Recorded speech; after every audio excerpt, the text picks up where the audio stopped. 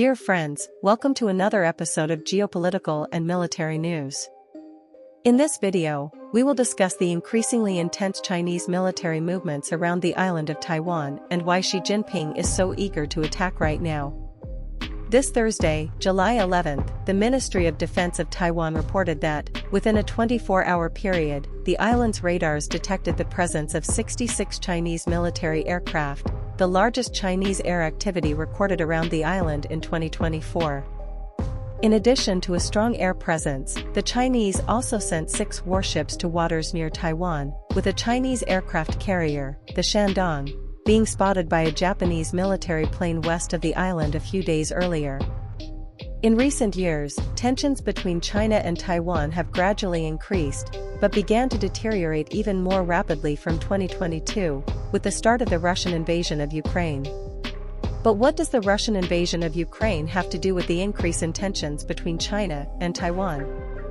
And why do many analysts assert that Xi Jinping firmly believes this is the most suitable time for an invasion of the island?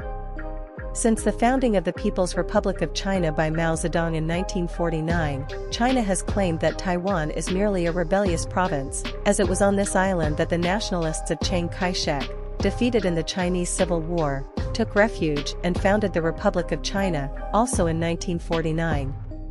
Over the decades, Taiwan has lost international support and recognition, culminating in the 1970s with its expulsion from the UN, which began to recognize only the People's Republic of China. The coup de grace came at the end of that decade when US President Jimmy Carter, seeking to widen the political and ideological gap between China and the Soviet Union, stopped recognizing Taiwan diplomatically, recognizing only mainland China and withdrawing all the nearly 20,000 military personnel and hundreds of aircraft that had been stationed in the region for decades to protect the island. However, in parallel, the U.S. Congress passed a law obliging Washington to provide Taiwan with all the necessary means for the island to ensure its independence and sovereignty, including arms and ammunition, creating a curious situation known as strategic ambiguity, in which the United States does not officially recognize Taiwan as a country but is at the same time legally bound to provide all the means for this nation to guarantee its independence. China is obviously not at all pleased with this so-called strategic ambiguity, as it knows that, despite having official recognition from the United States, it also knows that if it invades the island, it will find very advanced American weapons there. This has led China to invest heavily in military technological development, with significant advances in all areas, notably the 5th-generation Chengdu J-20 fighter and the 3rd-generation Type 99 heavy tank. But where China is really standing out in terms of military technology is in its navy, which is precisely the most important branch in the event of an invasion of Taiwan, a type of operation that will necessarily involve a large amphibious assault.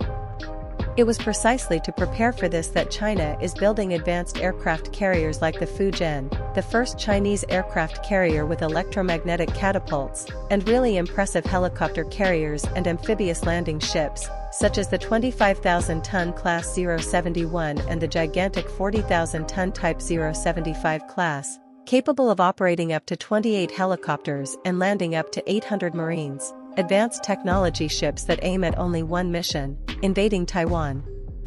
And why do many assert that Xi Jinping believes the current moment is ideal for this attack? The answer to this lies in the Russian invasion of Ukraine. Those who follow the channel know very well how the United States is committed to the defense of Ukraine, with tens of billions of dollars in arms and ammunition being annually directed to prevent Russia's victory in that war. Those who closely follow this know that it has not been easy for the United States, politically, to guarantee a constant flow of military aid to Kiev. China is also very aware of this, with the Chinese closely monitoring not only how the Russian and Ukrainian armies are fighting and how they are facing new and terrible threats like drones. The Chinese are also paying special attention to the juggling and great difficulties faced by the White House to maintain a constant and uninterrupted flow of arms and ammunition to Ukraine. China, noting the high level of financial commitment of the United States to Ukrainian defense and, especially, noting the high level of internal and external political war that the U.S. government is suffering to maintain this defensive effort, may have concluded that the United States, at this moment, does not have much leeway to support another ally in another high-intensity conflict, which is what a Chinese invasion of Taiwan would be. Given the above, many believe that Xi Jinping may have concluded that if he invades Taiwan now with all the forces he has built and accumulated over nearly a decade and a half, the United States, fully dedicated to the defense of Ukraine, both materially and politically and financially, will not have the means to do the same for Taiwan, a theater of operations that, it is important to note, would be very different from that of Ukraine. When we look at the map, we see that Ukraine borders 4 NATO member countries, which means that the United States has many route options to transport all the material aid provided to the Ukrainians. However, in the case of Taiwan, as it is an island, China, with a navy that, as mentioned, is very large and modern, is capable of blocking the main maritime routes, hindering or even preventing the free passage of merchant ships loaded with military aid. Moreover, there is still the electoral factor. With the U.S. elections approaching rapidly, Washington's high spending on the war in Ukraine is a central theme, with Xi Jinping knowing very well that Joe Biden, already quite weakened in the electoral race, does not have the leeway to spend tens of billions of dollars on the defense of another ally. For all that has been described here, many believe that the current moment is perfect for a Chinese invasion, with the increasingly frequent Chinese military exercises indicating just that. If you enjoyed the video, leave a like and subscribe to help the channel grow. Until next time,